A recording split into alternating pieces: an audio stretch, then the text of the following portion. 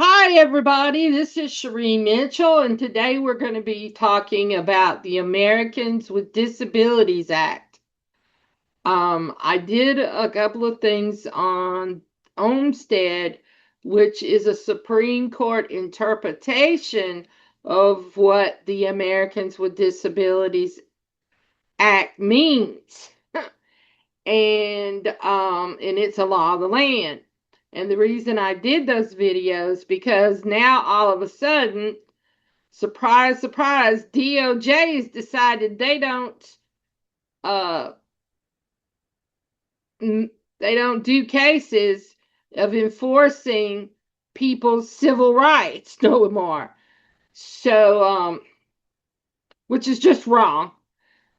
But I told you guys that had contacted me that I would do a video on the Americans with Disabilities Act because July is the 36th anniversary of the Americans with Disabilities Act.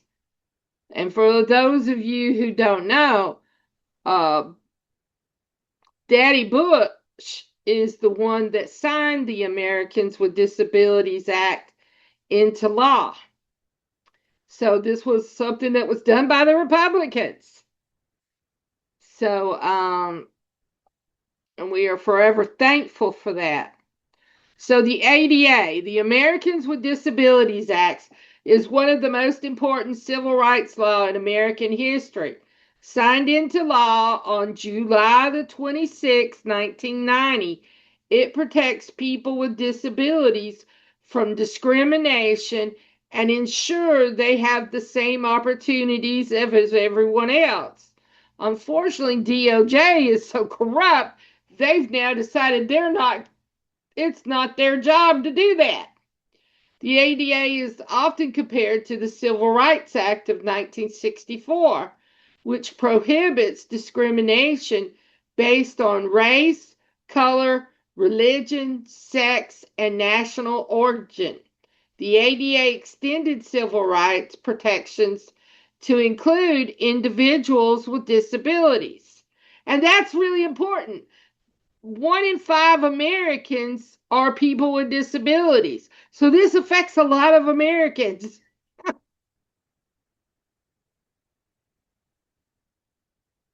Why was the ADA needed? Before the ADA, millions of Americans with disabilities faced barriers every day, including being denied jobs because of their disability, being unable to enter public buildings due to stairs or inaccessible entrances, lack of accessible transportation, limited access to education, and difficulty obtaining government services, discrimination in housing, businesses, and public accommodations. You know, I just, I got to share this. One of the most inspiring things I ever heard was said by a lady by the name of Kate Gaynor. And Kate Gaynor is an African American with a disability. And she said that as an African American, she got the right to sit anywhere on the bus she wanted in the 50s and 60s, thanks to Rosa Parks. But as an African American with a disability, she didn't get the right to get on the bus until the passage of the ADA. And that's a big statement. That is huge. So, getting back to this list, a lack of accessible transportation, limited access to education, difficulty obtaining government services, discrimination in housing, businesses, and public accommodations. And we see here a picture of Daddy Bush signing the ADA into law. People with disabilities were often excluded from fully participating in society, not because of their disability, but because society created barriers. The ADA was designed to remove those barriers. The purpose of the ADA. The ADA guarantees that qualified individuals with disabilities have equal opportunities in employment, government services, public transportation, public accommodations, telecommunications, and access to state and local government programs. Its goal is equal opportunity, full participation, independent living, and economic self sufficiency.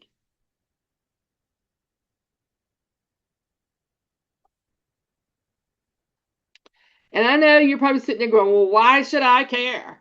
Well, I got news for you. Every person will be a person of disability. You might be 95 before it happens, but you will be a person of disability, and you're going to care then if you don't care now. So, who is protected? A person is protected if they have a physical or mental impairment that substantially limits one or more major life activities, have a history of such an impairment, or regarded as having such an impairment.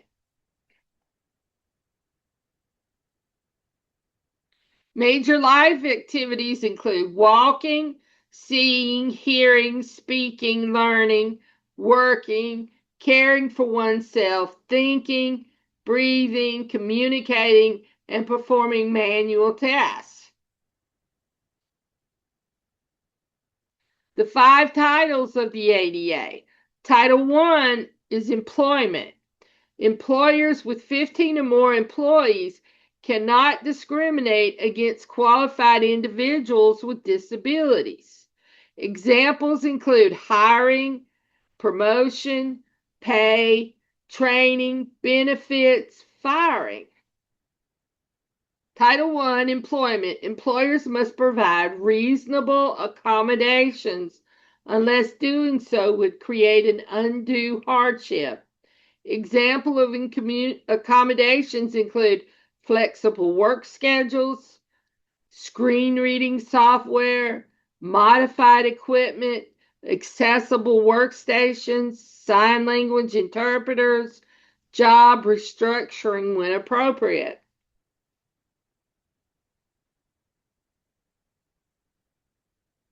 Title II, state and local government. State and local government must make their programs, services, and activities accessible. Examples include voting, public schools, public colleges, courts, police services, parks, recreations, public health departments. People with disabilities must have an equal opportunity to participate.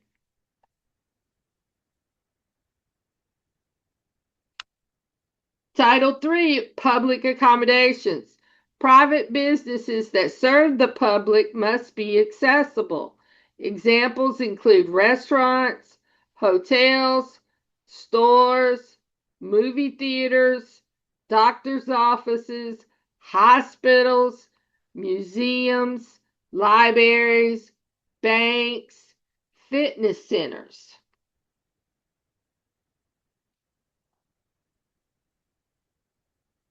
Title III, public accommodations. Businesses must remove architectural barriers when it is readily achievable. Examples: ramps, accessible parking, wider doorways, accessible restrooms, service animal access.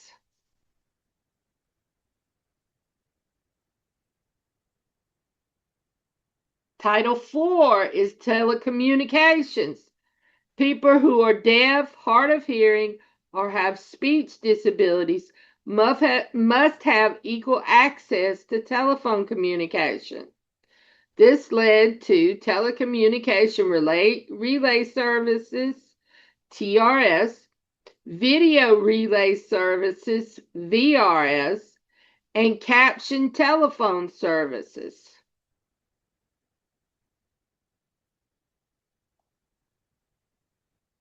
Title V is a miscellaneous provision. Title V includes protections from retaliation, attorney's fees, relationships to other disability laws, coverage details, rules for insurance and benefits. What is reasonable accommodation?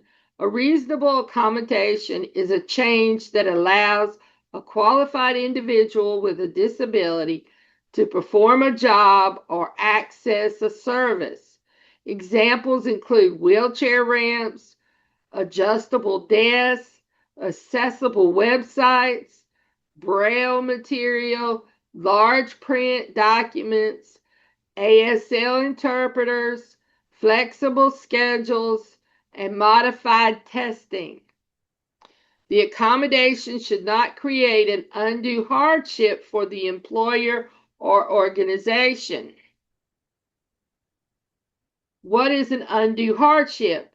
An undue hardship means significant difficulty or expense based on factors such as size of the business, cost of the accommodation, financial resources, nature of the operation.